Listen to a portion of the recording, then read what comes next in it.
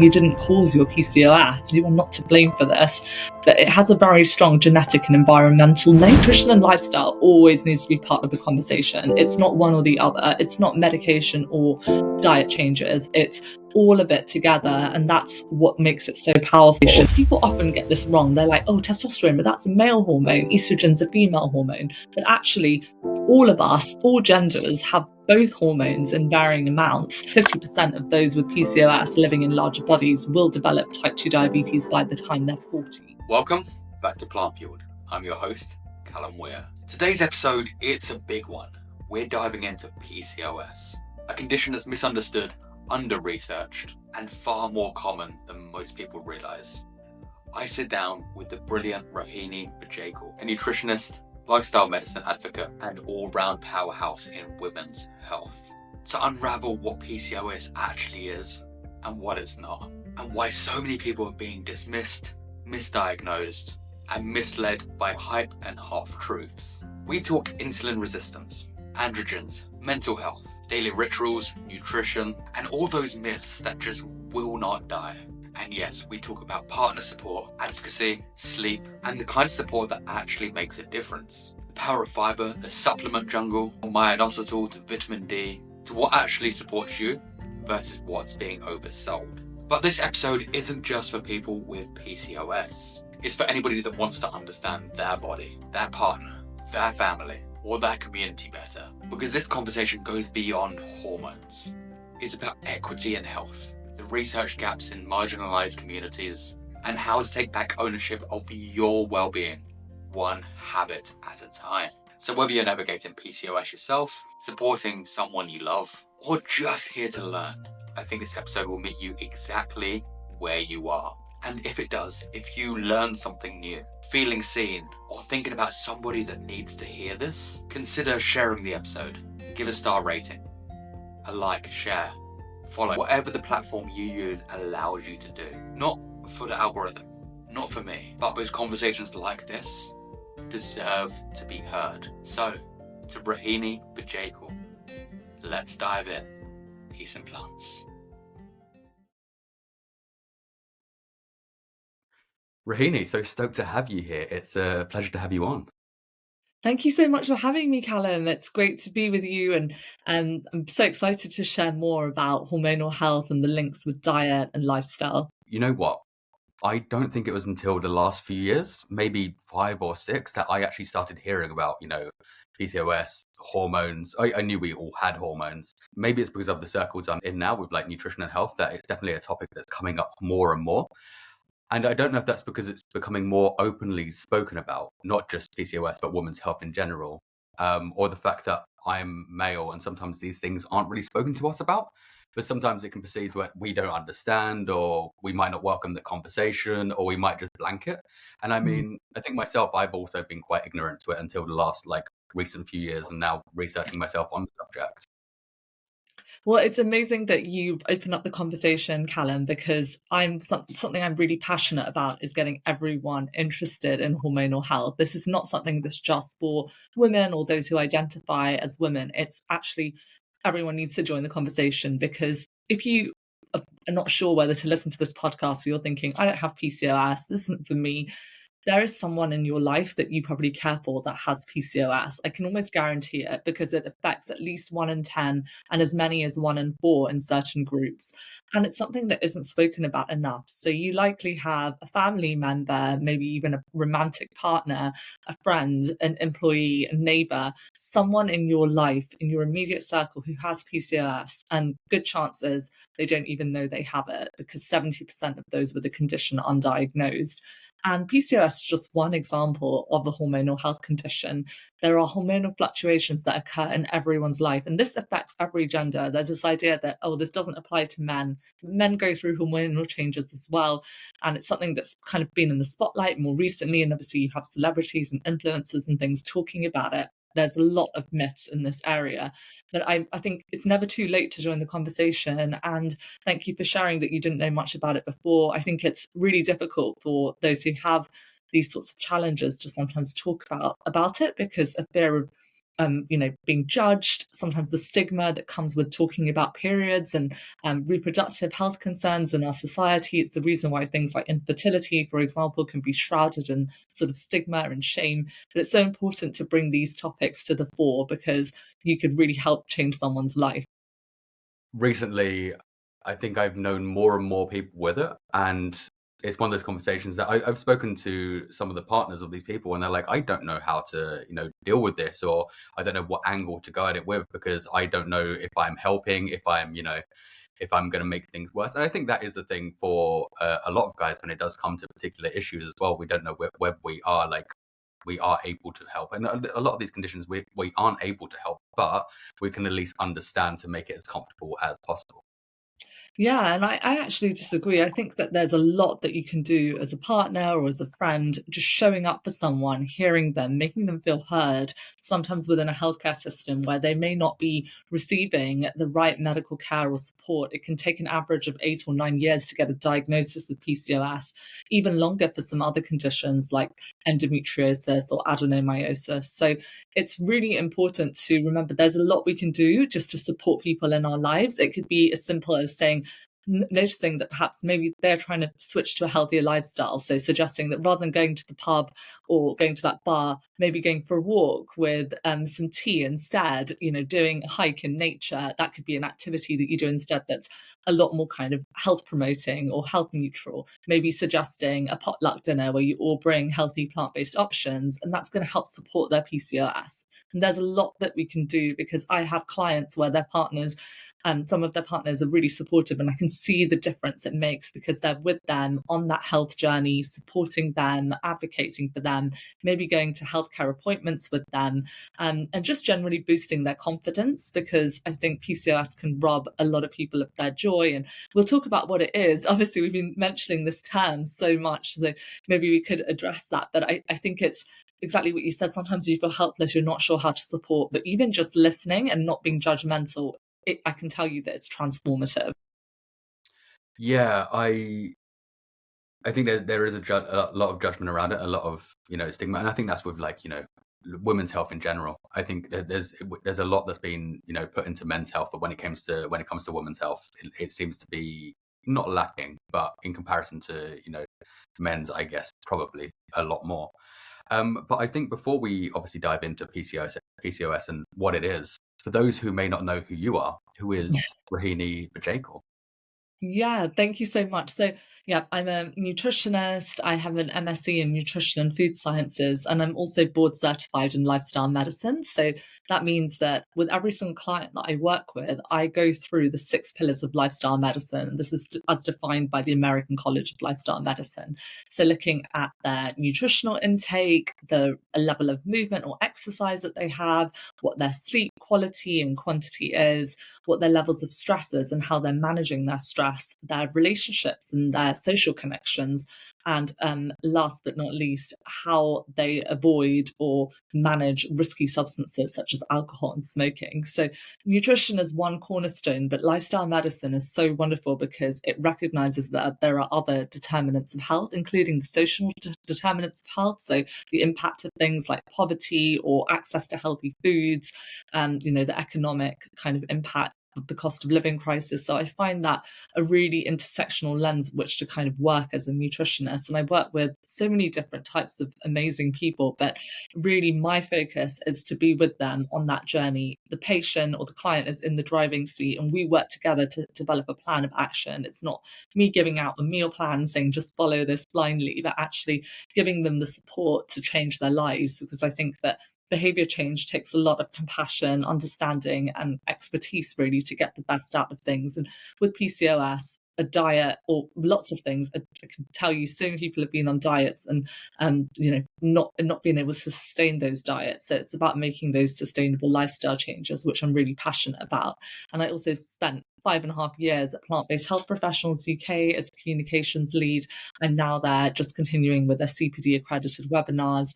I'm also the nutritionist for the UK's leading private menopause service, which is called Menopause Care. So I work with a whole range of hormonal health concerns.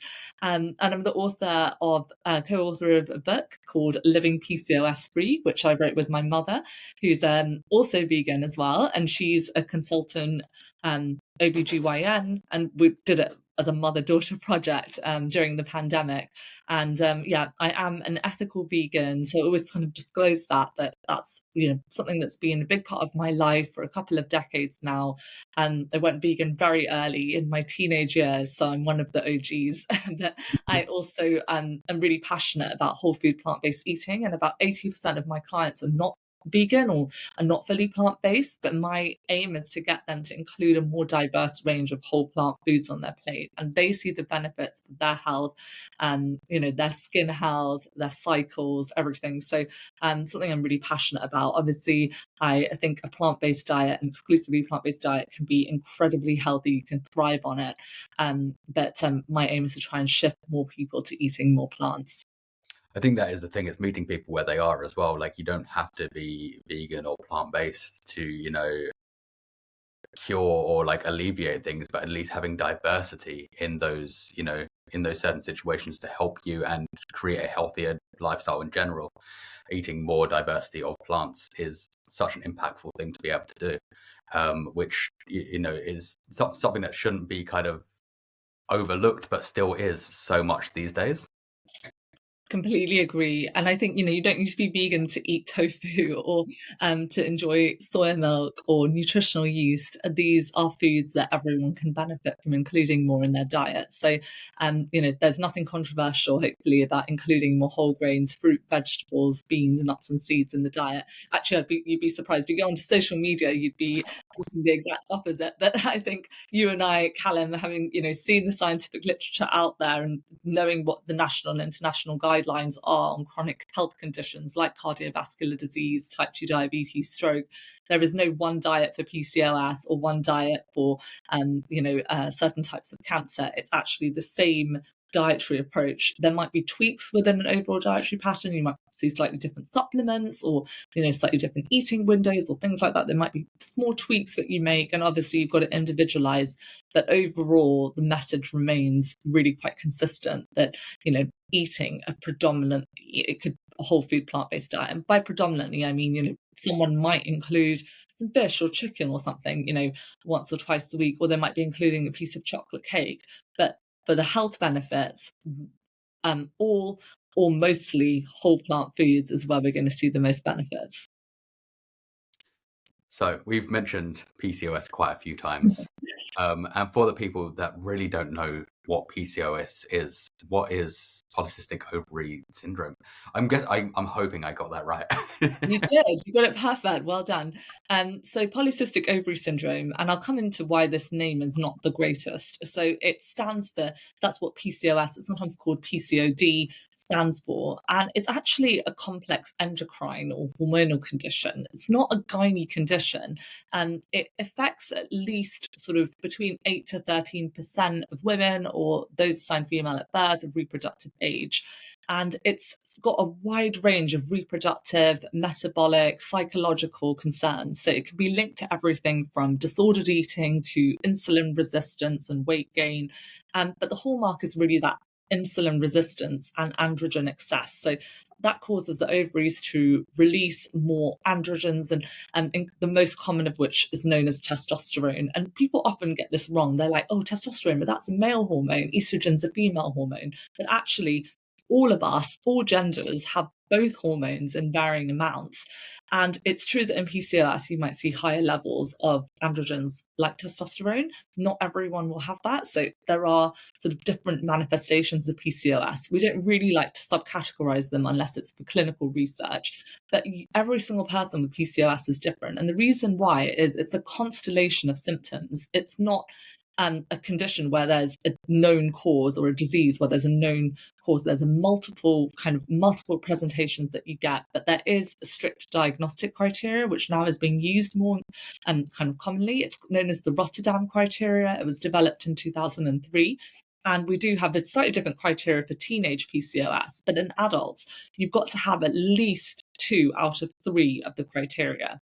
So that means if you only have polycystic ovaries on an ultrasound, which a lot of young women will have because it's just quite common. So 1 in 4 will have polycystic ovaries on an ultrasound. That doesn't mean they've got PCOS. That's just one criteria. It looks like a pearl necklace on the ultrasound because the ovaries have lots of immature egg follicles. So they're tiny little follicles and they're not true ovarian cysts. So the term polycystic ovary syndrome is actually really confusing because you think, oh, I've got these massive cysts, but that's not what it is at all. It's actually these immature follicles, and it often leads to irregular ovulatory or anovulatory cycles, which means you're not getting regular periods, which is sort of one of the distinctive features of PCOS. So your periods, your cycles might be really long, you might be missing your cycle, and you might therefore, as a result, if you're trying to get pregnant, find it quite a lot harder because obviously you want to be having a healthy cycle.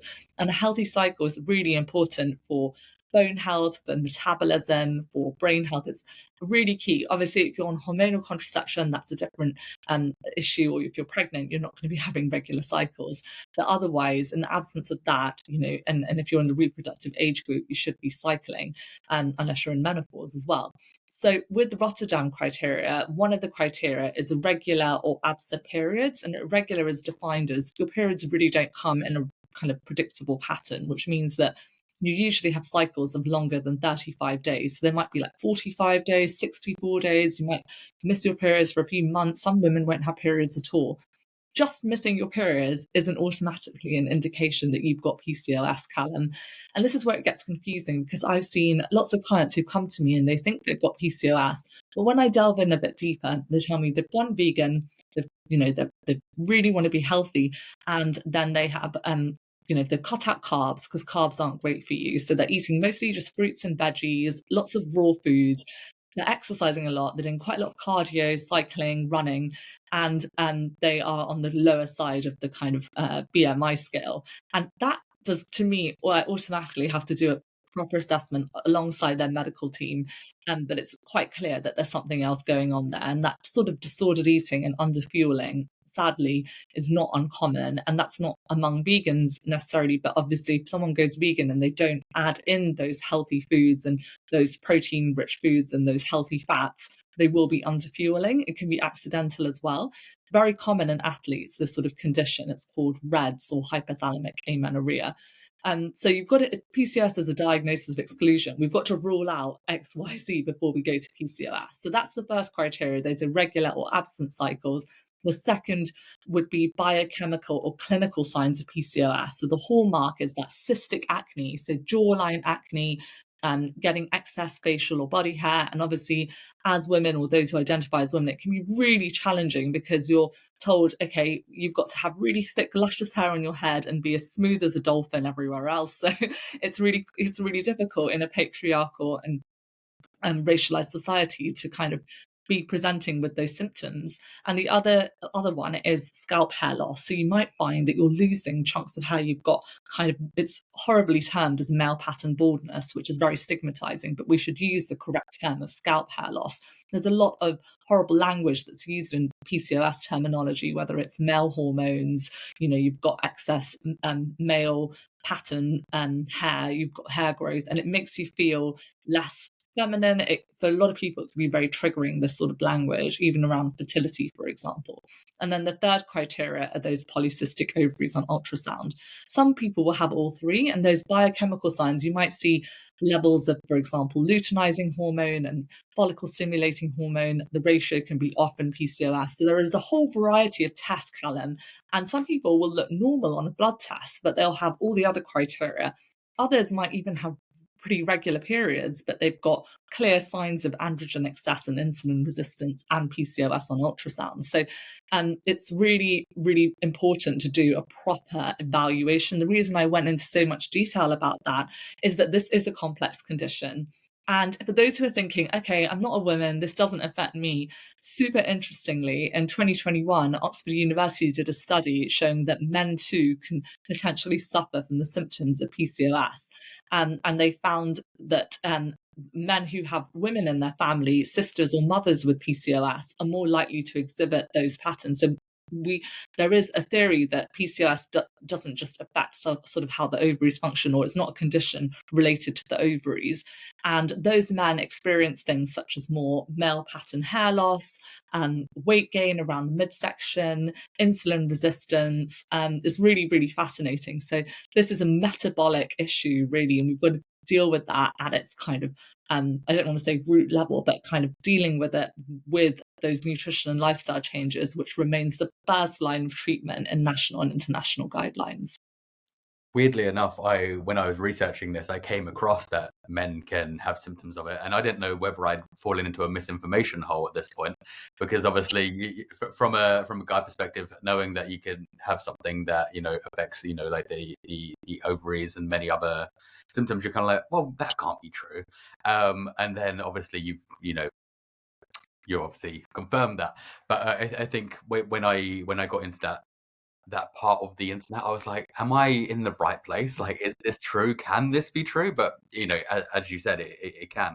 Definitely a new sort of area that Oxford University are exploring, but this is not some random hole of the internet. This is the leading university in the UK. So what's really fascinating is these are new things that kind of being found out. Even as recently as this year, they discovered endometriosis for the first time in a cisgender male. So we don't know everything about hormonal health considerations. Obviously, the vast majority of PCOS we know affects women, or those who identify as women. But that's what's really, trans men and non-binary folk are affected as well. But the reason I mention that is because it's so important for everyone to be aware of that hormonal health and metabolic health risk. And if you've got members of your family who've got type 2 diabetes, who've got signs of PCOS, you are at much higher risk. And that's what's important to helpful if you can access your family history, or you're able to have that conversation, or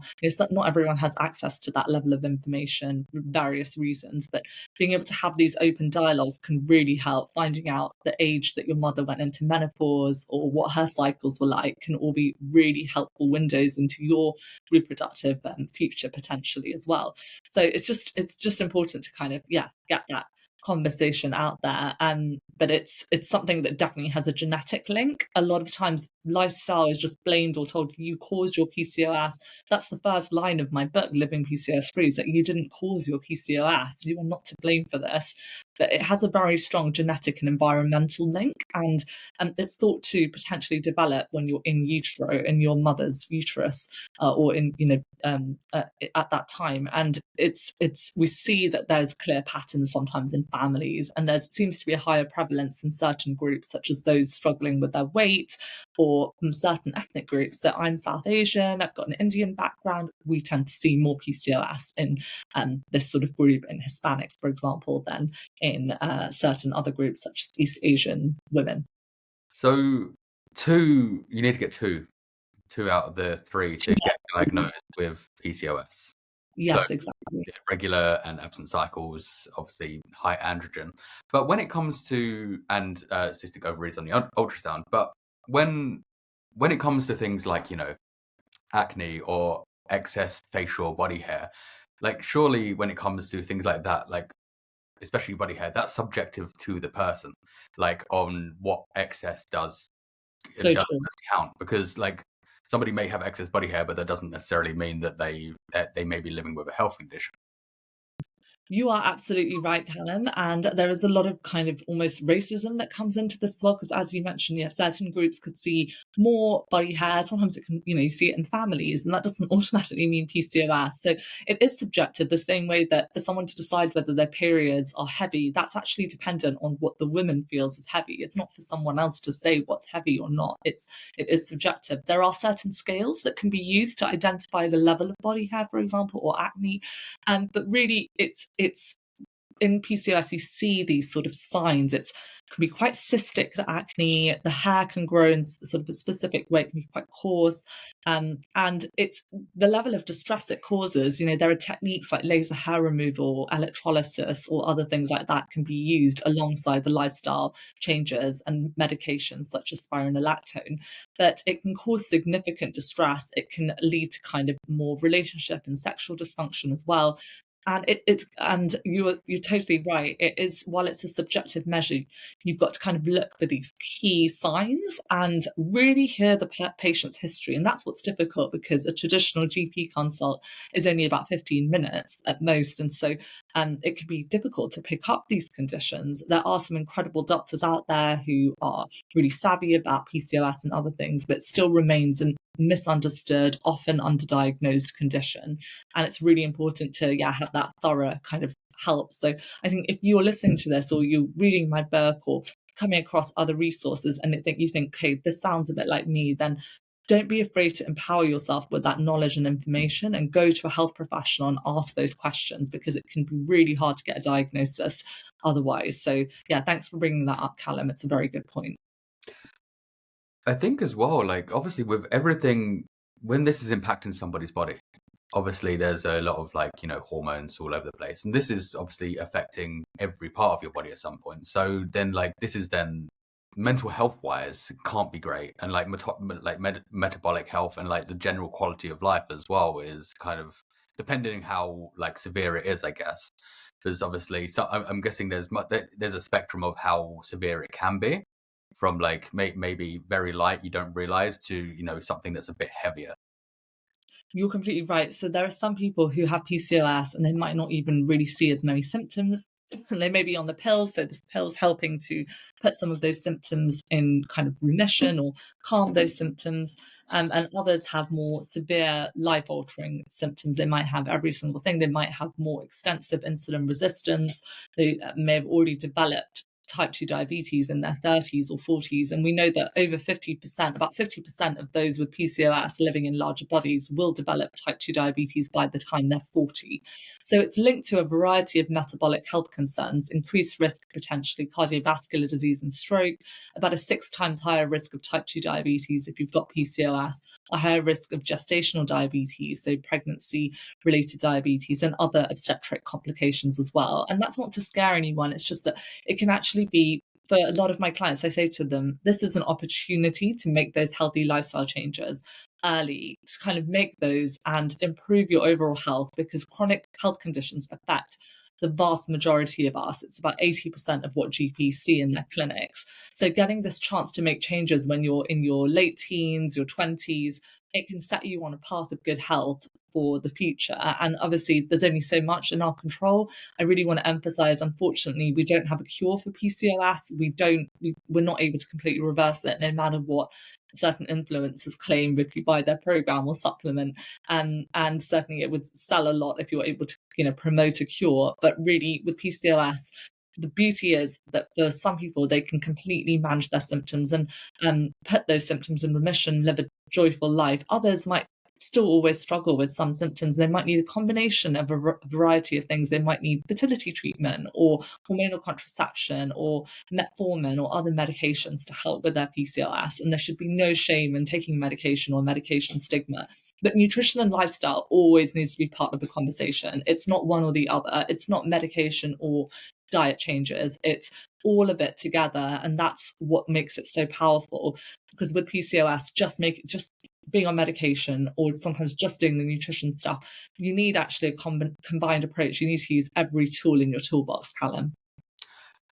Yeah, because this is the thing I do preach to a lot of people, is the fact that obviously nutrition is great and you can tweak around as much nutrition as possible and get your diet to the exacts. But if your whole entire lifestyle is, let's say you're not moving a lot, or like you're still smoking, for instance, and no amount of healthy eating is going to make that better. It needs to be like from every different aspect. So you need your sleep, you need your food, you need your, the exercise. Even if you're not going to the gym, for instance, even going for like, a walk or so each day, or like a run. You don't have to be like, in a gym every day to make these lifestyle changes, but it's overhauling the whole of your life and just seeing what works and fits for you. Completely. And just making small sustainable changes can make a world of difference, not only for PCOS but other hormonal health concerns, because obviously PCOS is tied to increased risk of psychological issues, as you brought up so rightly, partly because of the society we live in, where these things are sort of seen as shameful. If you've got things like facial hair and you're presenting as women, it can be really challenging.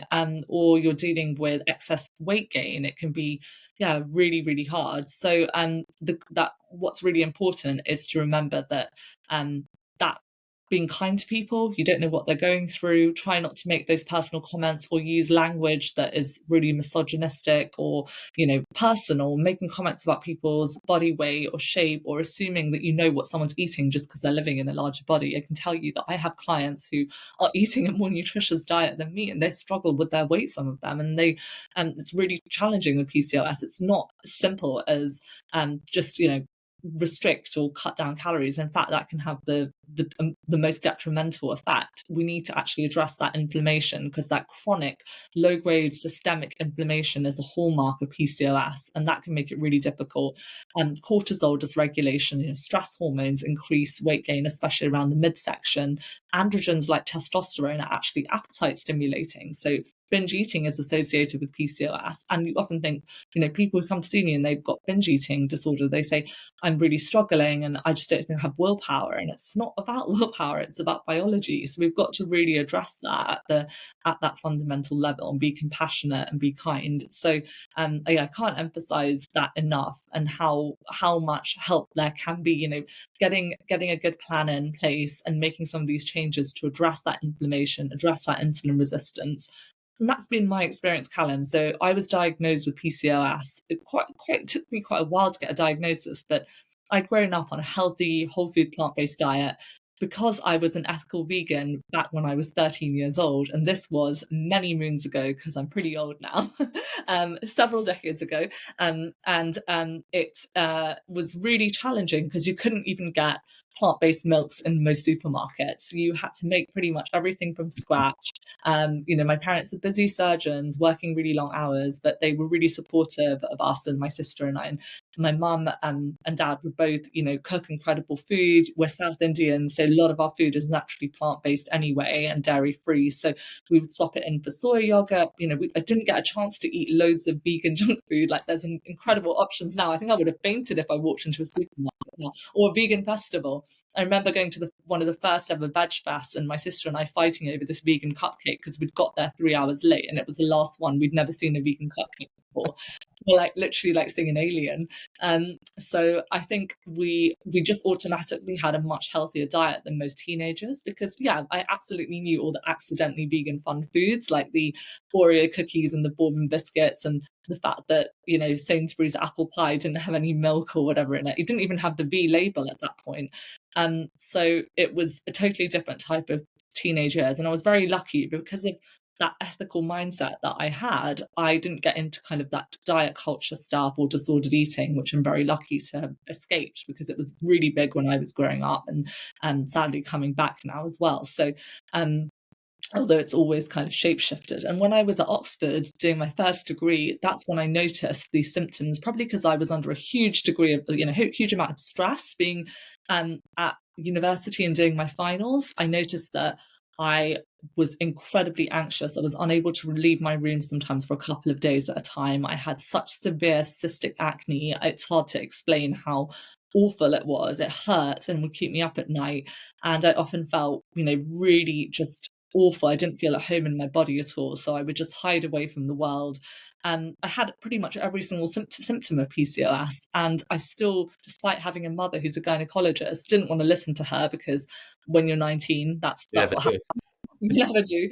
And I, it was actually my hairdresser who kind of pointed out, he was like, you're losing hair, and do you think you've got PCOS? But I didn't want to really listen, because when I looked up PCOS on the internet, it talked about being overweight and having excess body fat, and I'd always never struggled with my weight, and I'd always been on the lean side. So I thought, that can't be me, that doesn't apply to me.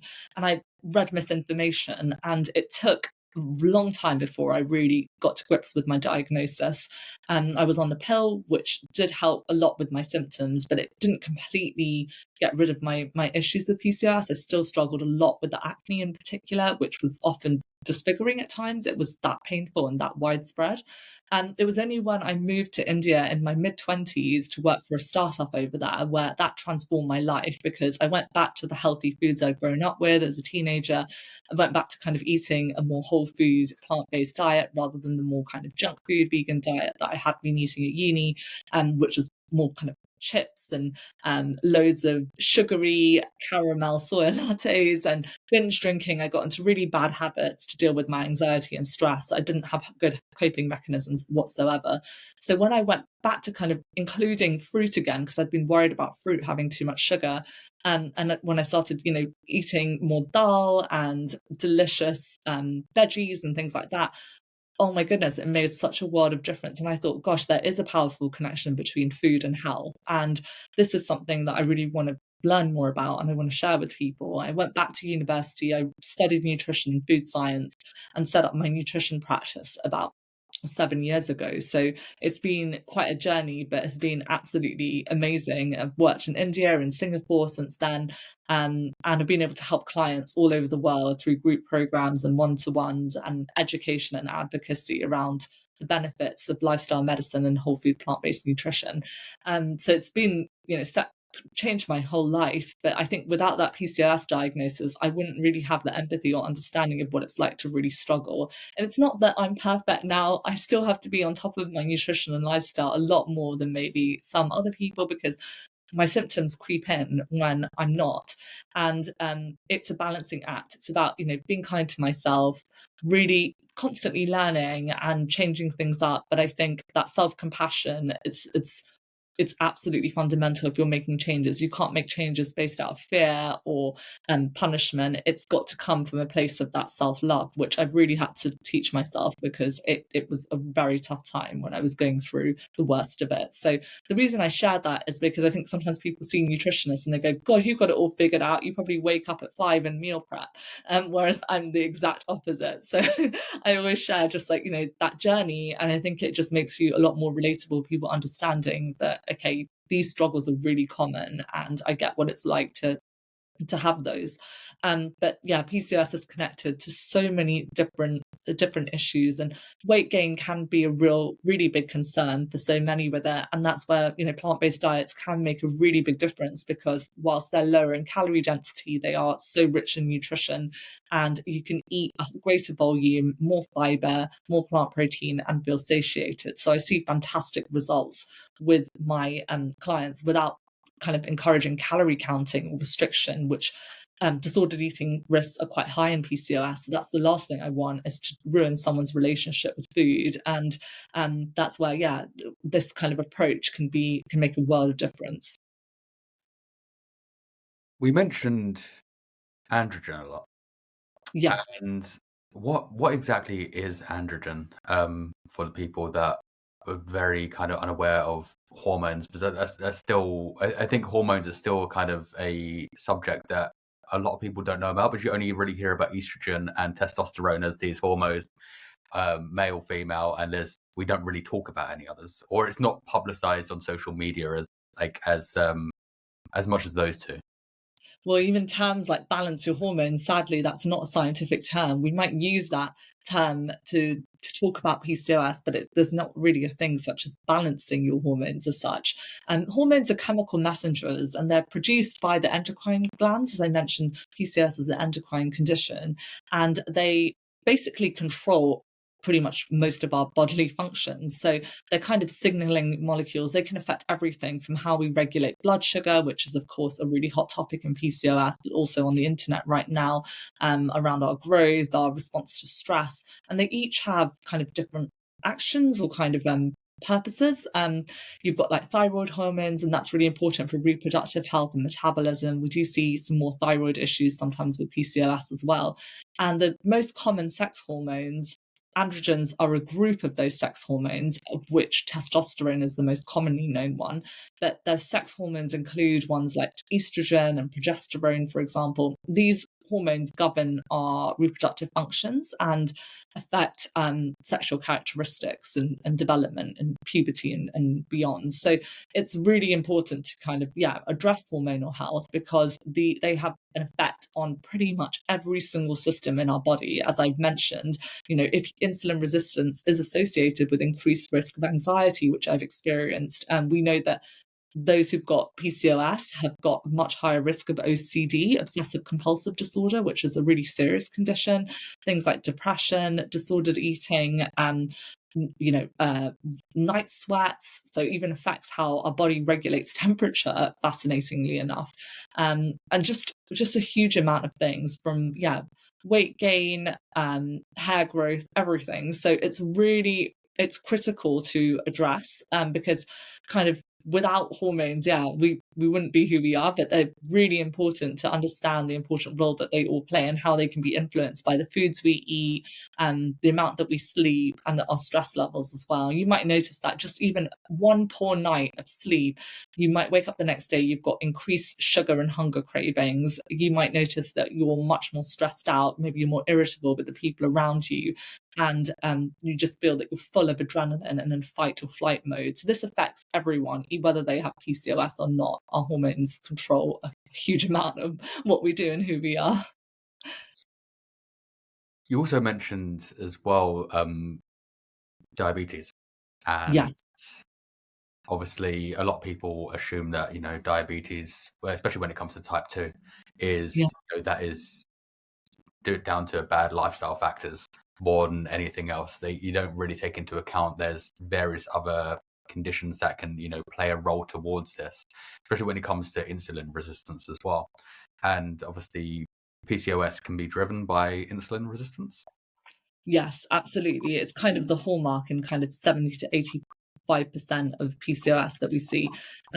But I'm really glad you had the distinction as well between type 2 diabetes and other forms of diabetes. I've actually got a rare form of genetic diabetes, so sometimes, and that's not connected to my PCOS. So sometimes and I know those with type 1 often feel stigmatized for people to think, oh, just lose weight. Type 1 diabetes cannot be reversed, and it can be incredibly upsetting to have that kind of commentary.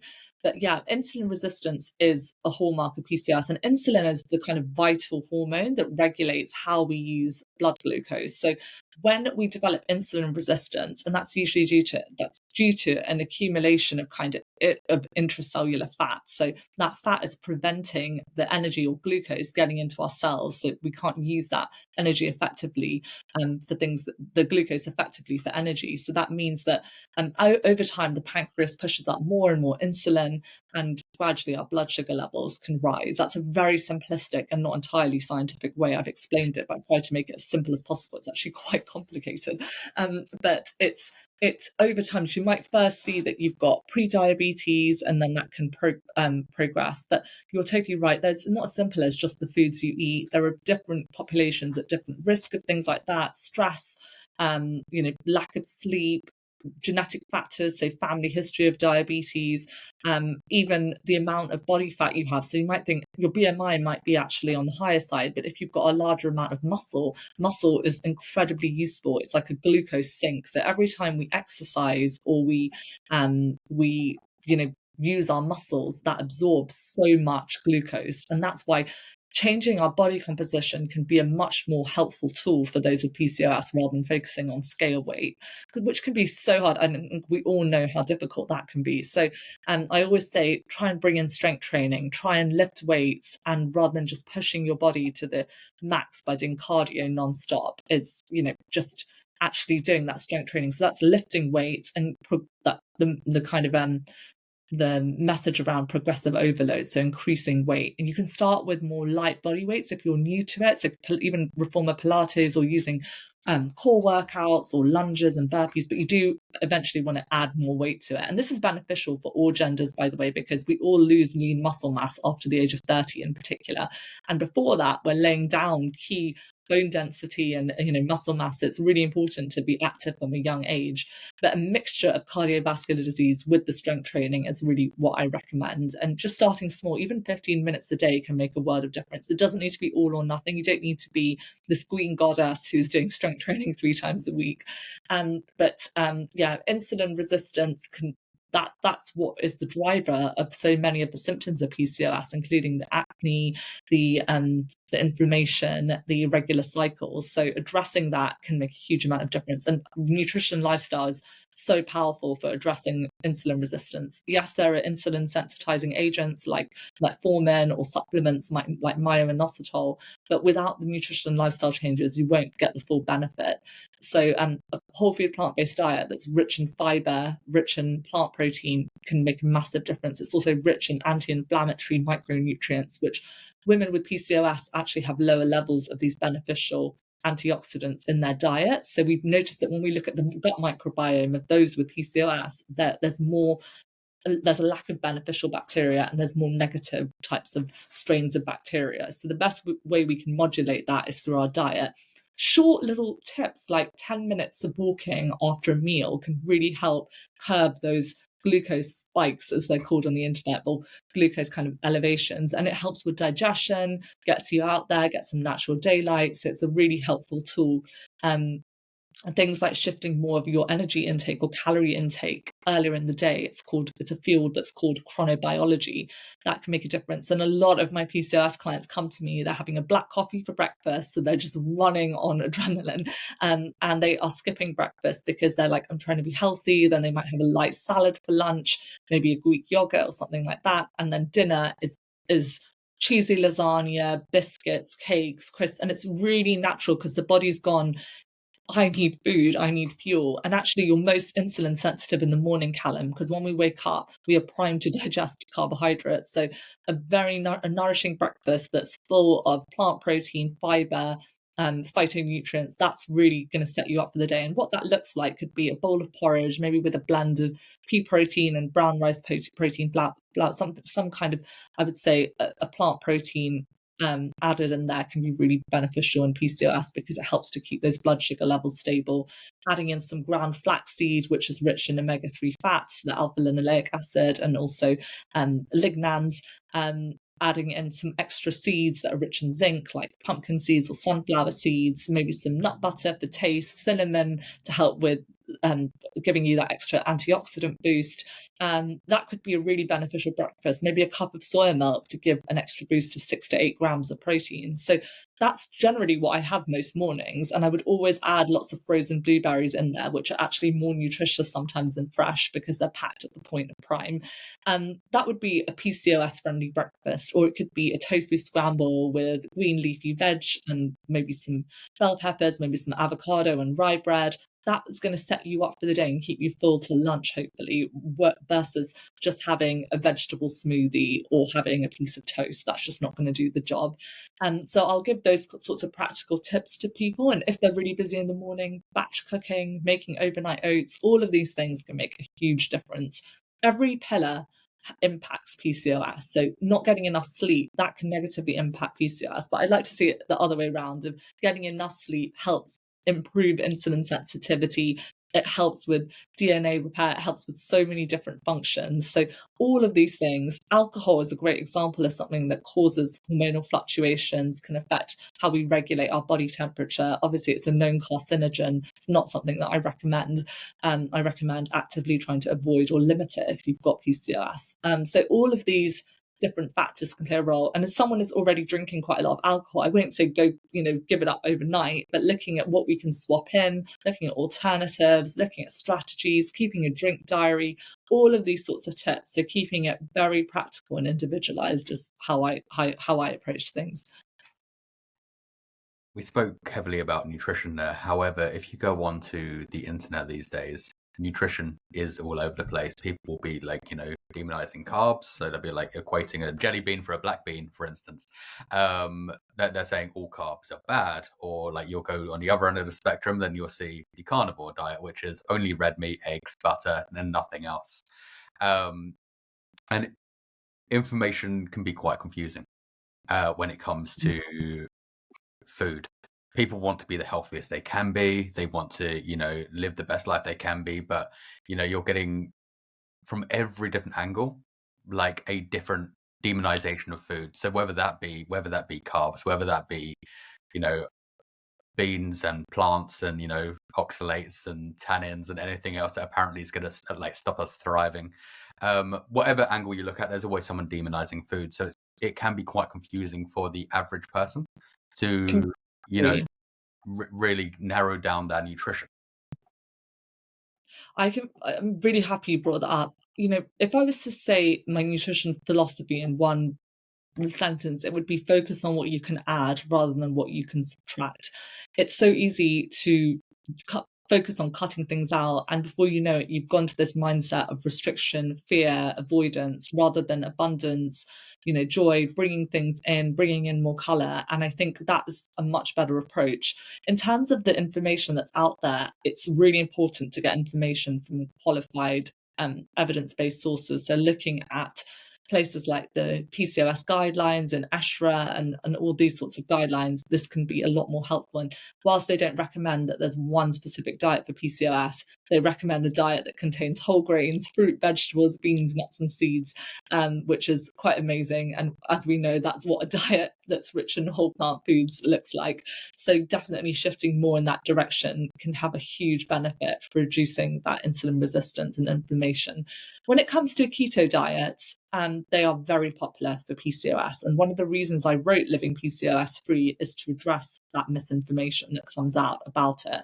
Now, ketogenic diets can be used for certain medical conditions. You can have a more plant-forward ketogenic diet, although it's incredibly restrictive. You're going to be eating a lot of avocados until I think you get very sick of them. And it's very monotonous. And I like to have a lot of variety in the diet. So I don't think it's a sustainable solution for most. Unfortunately, ketogenic diets are not shown to actually have a great long-term impact on PCOS. We don't have the long-term studies on ketogenic diets, firstly, for a lot of these different health areas. Whilst there are some shorter-term studies showing there's not a difference between a diet that's more moderate or higher in carbs versus a diet that's keto for PCOS, they've not seen much of a difference. It's more looking at the kind of quality of the foods that are consumed. And the reason that I bring that up is that cutting out carbohydrates is restrictive. It's hard to socialize with friends, to go out to eat, and it's cutting out foods that actually fuel your body. They are super important for healthy ovulation. And I've seen this firsthand, and so is my mother. In both of our practices, we've had many different clients come to us with a past history of being on keto diets, low carb. They might still be eating very few carbs. They're having sort of Greek yogurt, tuna salad for lunch. They're eating steak or chicken breast and maybe a few pieces of broccoli for dinner. It looks healthy on paper, but actually they're not cycling at all. Their insulin resistance is sometimes worse than ever, and they often lead to these binging and restricting cycles because the body starts craving certain things, and then they end up binging and restricting at weekends, which leads to kind of worse outcomes because it encourages weight cycling, where you end up losing weight and gaining a higher amount of weight. So it's actually addressing some of those beliefs that they have around food and explaining that higher amounts of saturated fat, which is high in a ketogenic or low carb diet in general, there are exceptions like the Eco Atkins diet, but most people are not following those versions of a keto diet. So things that are rich in saturated fat include those red and processed meats and most dairy, eggs, coconut oil, and certain ultra processed foods as well, which are eliminated in keto diets in general. But these all accentuate levels of oxidative stress and inflammation in those with PCOS, worsening the condition. And they often can be quite high in advanced glycation end products called AGEs, which also are linked to fertility issues, heart disease, and worse symptoms in PCOS as well. And they eliminate such healthy plant foods such as pulses, legumes that have so much fiber, iron, magnesium, and they've been shown to consistently help with many of the metabolic markers in PCOS. Soya, of which is the food that I find that there's the most myths about. Soya is an incredible food that's been consumed for thousands of years. And it is packed with plant protein, about 20 grams of protein in a serving of tofu, for example, even higher with tempeh. A cup of soy milk has about 6 to 8 grams of protein, depending on the brand. But I eat 2 to 4 portions of soya every day. usually around 2 or 3. That's the right sort of amount for someone of my weight and height. If you were very, very active, you might have slightly more. But the reason I don't have 8 portions of soya is I like to vary my food. So I also eat things like chickpeas and black beans and lentils and other kinds of plant proteins as well. And that's just how I think it's a helpful way, because you get a variety of plant foods in. And I've been doing this for a couple of decades now. And the studies are very clear that for PCOS, soya is beneficial. It has been shown to improve ovulatory rates in PCOS, helping to improve regularity of cycles. It's also shown to help skin health and reduce the appearance of wrinkles as well as acne. It can improve hot flashes and perimenopause and menopause.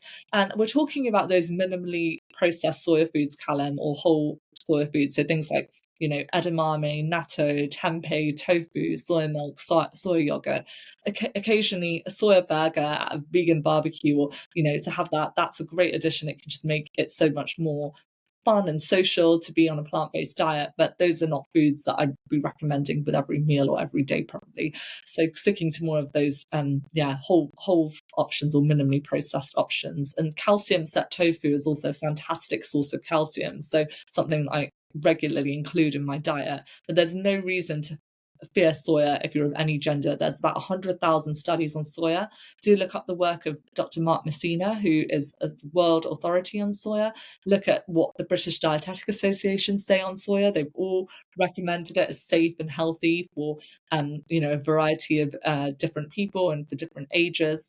But yeah, the type of soya can be helpful. And if you're worried about things in the US, then maybe going for organic if that's your jam. But I certainly don't bother with that in the UK, and I go for the fortified versions because I think it's really important to get that extra calcium and nutrients that are in those options. But yeah, they will help your hormonal health, not hinder it. They contain phytoestrogens or plant estrogens that work very differently to mammalian estrogen, which is found in things like dairy, which we know can worsen things like skin conditions such as acne, which are common in PCOS. So, reducing dairy can help a lot of people with their PCOS. It's not a one size fits all, but rather than just thinking I'm going to get rid of dairy, I try and focus on, I'm going to add in soy milk, I'm going to bring in calcium set tofu, I'm going to bring in these other healthy options rather than focusing on what you're cutting out. Especially when it comes to estrogen, not estrogen, soy foods, there's so much stigmatization about, if a man eats soy. I eat so much soy, however, still have not been feminized or grown boobs, as we get told on an everyday basis. But I think as well, like, it's very much, was obviously eating a more plant forward diet to a lot of people could be Oreos, crisps, ultra processed foods as well, and it's more towards looking for the healthy plant rich foods more than any other. Like, obviously enjoy your Oreos, enjoy your processed foods once in a while, but they shouldn't be like the staple main of your diet. Yeah, totally. You've got to have fun foods in the diet. You've got to enjoy your diet. You don't want to just be living in this, I've got to eat only whole plant foods. And I think exactly what you said about soya. If soya made people grow boobs, I think it would be the best-selling supplement of all time. I mean, I think we'll all be running out there, trying to get that. Maybe not if you're a man, but yeah, it's just a bit silly, really. And I think that we need to look at what the data shows, which we know that for those who start soya younger in adolescence, it could potentially reduce the risk of long-term kind of prostate cancer. For those who've had a prostate cancer diagnosis, swapping dairy cow's milk for soya milk has been shown to potentially reduce recurrence rates. It's all, these are all complex areas, but soya is beneficial. It's safe, it's healthy, it's nutritious. And the soya that we're eating as plant-based eaters is not the reason for the deforestation of the rainforest. The vast majority of that soya is being grown for animal feed, to feed chickens and other animals. So I think looking into the environmental side is also important for those who are worried about it. Please go for evidence-based information around this topic. And you were totally right, Callum, it's kind of fascinating to see this amount of misinformation about soya and around these kinds of foods. Like, it's something that you and I both eat regularly. It's so versatile. It makes a plant-based diet so much more enjoyable. It's part of the cultural diets in so many parts of the world where I've lived before, like Singapore and other parts of Asia. And it's just, yeah, an incredibly nutritious food that should not be eliminated unless you're truly allergic, which only affects 0.3% of the European population, whereas lactose intolerance or lactose malabsorption affects over 70% of the world's population. It's as high as 90% in certain ethnic groups. So yeah, something to be aware of for sure. I don't want to give it too much airtime, but if we go like the polar opposite of the plant-based spectrum and go to complete carnivore, which is becoming more and more prevalent in this day and age. Obviously, people eating just only red meat, organs, and butter. And when it comes to conditions like PCOS, like that's going to be causing a lot of inflammation within the body anyway, let alone everywhere else. So if somebody has PCOS and is looking to, look after themselves more, but has gone onto a completely carnivore diet because they've been told that it's going to cure everything, as we see from a lot of like these very influential people, that a carnivore diet is going to cure this, it's going to cure this, it's going to cure this, or is it just because it's very much that kind of, it's just an extreme elimination diet, and you may see short-term effects, but long-term health outcomes are going to be detrimental? Yeah, I think you nailed it there. It's that, there's no long-term, we don't have long-term studies on the carnivore diet. We do have anecdotes online of so many people developing heart disease, seeing their LDL go up to absolutely sky-high levels at young ages. And it's really worrying because someone could look really ripped on the outside, have a six-pack, whatever, but they could be facing a lot of cardiovascular disease on the inside. They could be dealing with a lot of health issues. So we just don't really know what those influences or what people are actually dealing with. And I'd say take what you see on the internet with a grain of salt, to be honest. But with the carnivore diet, any diet that is so incredibly restrictive, it's cutting out so many healthy plant foods. It's just incredibly worrying. The impact on the gut microbiome, which we know can already be compromised with PCOS, the levels of saturated fat and inflammatory ingredients like heme that are being consumed, just makes me incredibly worried for the health of these people, the misinformation that they've received. And it's also completely unsustainable to feed the population. It's not something we can do. I think it's like grossly unethical for so many reasons. And I think that it's just not at all evidence-based for PCOS. The reason that some people might feel that, oh, I've had success on a carnivore diet is for the obvious reason that sadly about 60% of the standard Western diet in the UK is ultra-processed foods. So when you're cutting out those foods totally and going for a carnivore diet, and you might be eating some veg maybe with it. Some people are fully carnivore and they're only having the butter and the eggs and stuff. They might see some benefits just from simply cutting out those incredibly ultra-processed foods that are just, pastries, certain ready meals, sauces, shop-bought crackers and breads and stuff that have a lot of added sugar and oil and salt to them. So they might see some initial benefits, but they will taper off. And unfortunately, the blood test results will show a very different story. I'd be very shocked if a lot of those people are having regular menstrual cycles, but also they're just looking at one metric. It might be just they're doing it for weight loss, for example, but we can't just look at health in these isolated ways, or even food in an isolated way. It's looking at the entirety of the dietary pattern, as well as looking at the other metrics. What's their blood pressure like? What's their cholesterol like? Their ApoB, their how much energy do they have? What's their impact on their libido? So looking at all of these factors, obviously I think it's something that I would never recommend, and it's just really worrying that it's been touted as an answer for hormonal health, because it's just, the data is just not there. This is not an evidence-based approach. Yeah, I think a lot of people are relying on anecdotal evidence more than actual scientific evidence, which is more worrying. Like, yes, it can work for some people on maybe some short-term benefits for some people, but over the long-term health, like what's really happening there? And I think it's worrying the more people that are actually jumping onto this more and more and more. But it is touted as from some of the the biggest influential people out there that are kind of like do this, and people look up to them more than they do, I say, doctors and nutritionists and people in the clinics. It's people will look more towards people like Joe Rogan than they would than they would a doctor, which is wild. Completely. It really, really is. I think that we're living in an age of misinformation, um and I think it's just getting more and more extreme with, the stuff that's around kind of trad wives and meat and masculinity. And as you said, like, actually being a soy boy is the best thing ever. That, you're thriving, you're healthy, you feel energized, and most importantly, you're not harming the planet or animals. You're certainly limiting your impact in that way. I just don't think that this is, it's just really hard for people who are getting that information from there. I don't blame them at all, because I think it's really polarizing being on the internet. And I certainly get a lot of things that are pushed to me on my algorithm where I think, God, this is incredibly toxic, and it can be preying on quite vulnerable people. So yeah, it just does make me really sad. It makes me really worried, especially when people are saying, buy this supplement, it can reverse your PCOS. I wish there was a magic bullet. I wish there was something as easy as that, but it requires those sustainable lifestyle changes alongside potentially medical treatment as and when needed. But please don't feel that, you just need to give up, or there's no hope out there. There is so much hope out there, but anyone who's trying to sell something that seems too good to be true, usually it is, sadly.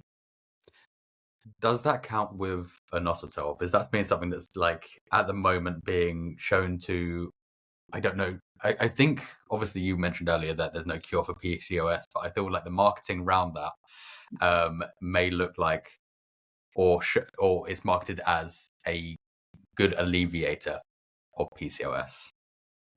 It's inositol hexaphosphate naturally is found in things like fruits, vegetables, beans, and things like that. But we can see quite low levels of it in women with PCOS, and you often find that there's less, that they have lower levels, and so it's been made into kind of a supplement.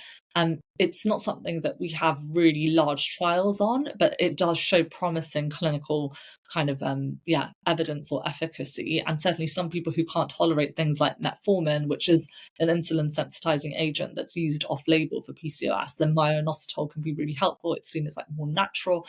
I think that it can have kind of those antioxidant benefits. I've definitely seen with some clients it's helped them alongside the lifestyle changes to get them cycling again and having regular periods. So that's awesome. And it can also potentially help with things like insulin resistance and sugar cravings, but it doesn't work for everyone. It is expensive, and that all supplements are, and that it's not a regulated industry. You want to go for between 2,000, 4,000 milligrams of myo-inositol, ideally with a ratio of 40:1 to D-chiro-inositol. And that's what to look for in a supplement. But just be aware that it's not this magic thing that everyone talks about. We don't have enough trials to recommend it routinely for everyone. I think there's some people who are trying to conceive in particular, it can be a bit more beneficial, and it's considered safe as well. But always, consult your healthcare professional if you're trying to start something like that. But it's something I do use regularly, with clients. Trying to find a healthcare professional. I think people struggle with navigating the medical system of trying to get a diagnosis, because they feel like they may get dismissed by doctors, or doctors don't know enough around it. And do you have any real tips for kind of advocating for yourself to, once you get into the room and you are in front of a doctor, to kind of push forward to kind of try and get a diagnosis? Because I know a lot of people do struggle to, put themselves across or say what they want to say, and at least getting heard in the way they need to be. So I have a whole chapter in this book about how to advocate for yourself, but I'll share some tips from it that I go through in here. So things like making sure that you take a chaperone or a friend or a partner or anyone who can support you, ideally, if you can, to your appointment, because that can really help.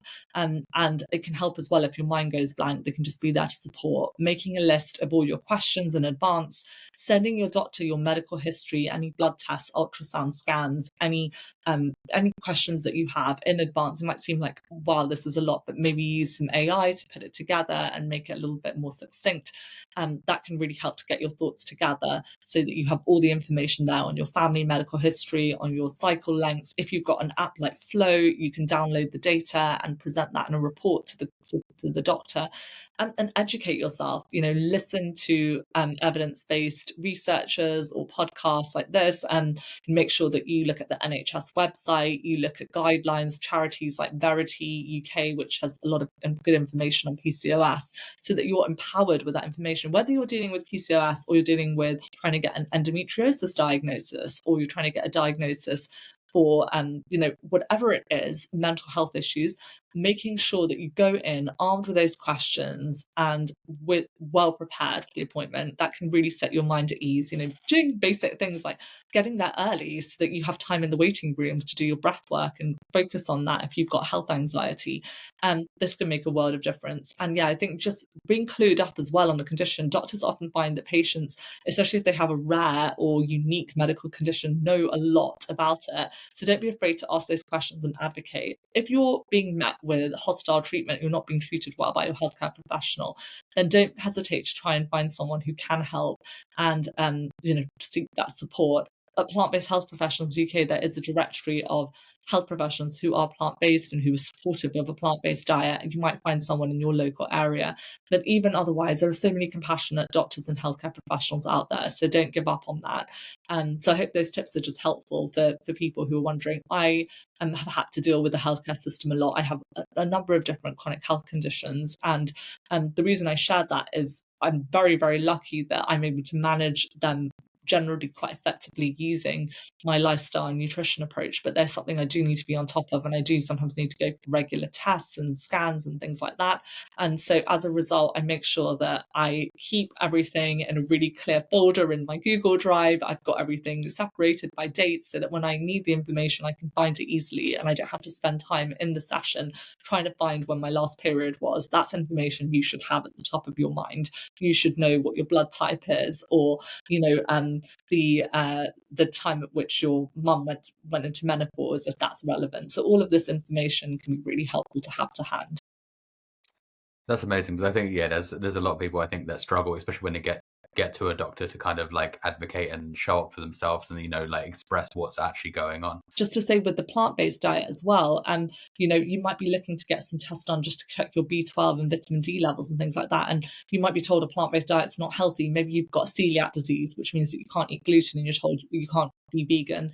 And actually, we have fact sheets on that at Plant-Based Health Professionals UK on celiac disease and plant-based diets, or plant-based diets for colonoscopy, or a plant-based diet for type 2 diabetes. So printing out those fact sheets and sharing them or sending them to your GP could be a really helpful tool. Just saying, here's some more information, and hopefully they'll be receptive and just hopefully you can be heard. But don't be afraid if you need to go to someone else or ask for a different referral.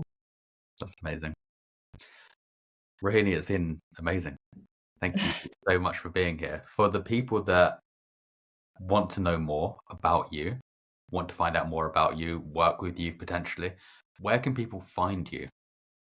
Oh, thank you so much, Callum. I love talking to you. I'm honestly just incredibly inspired that you are raising awareness of hormonal health conditions that do primarily affect women on your podcast, because it's very rare. I think it's the first time I've been invited by a man actually to speak about this topic. So I'm really happy to have this conversation with you, and thanks for your curiosity and kind of